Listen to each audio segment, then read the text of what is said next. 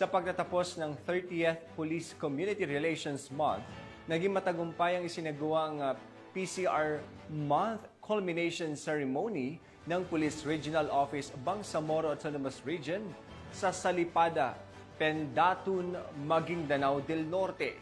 Pacho Woman Veronica Lagi sa balita.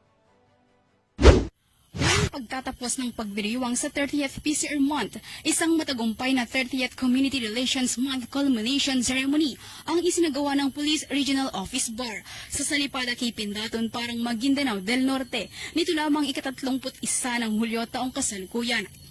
Pinangunahan ni Police Brigadier General J. Senesi de Guzman, Regional Director ng ProBar, katuwang ang regional staff, stakeholders at aktibong dinaluhan ni Attorney Fad A. Candao, Regional Director ng Napolcom BARM na nagsilbi bilang panauhing pandangal.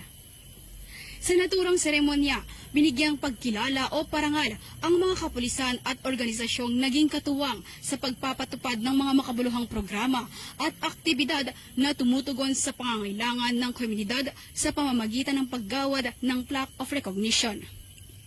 Ang pagdiriwang ng 30th Police Community Relations Month Culmination ay naglalayong kililanin at ipagdiwang ang matagumpay na pagtutulungan ng kapulisan at sambayanan tungo sa pagpapanatili ng kapayapaan at kaayusan sa mga komunidad.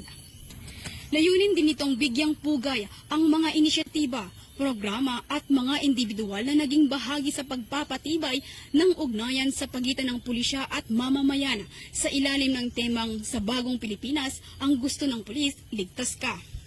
Binigyang diin din ng naturang aktibidad ang pagpapalalim ng diwa ng pagkakaisa, malasakit at pagtutulungan para sa mas ligtas at mapayapang pamayanan.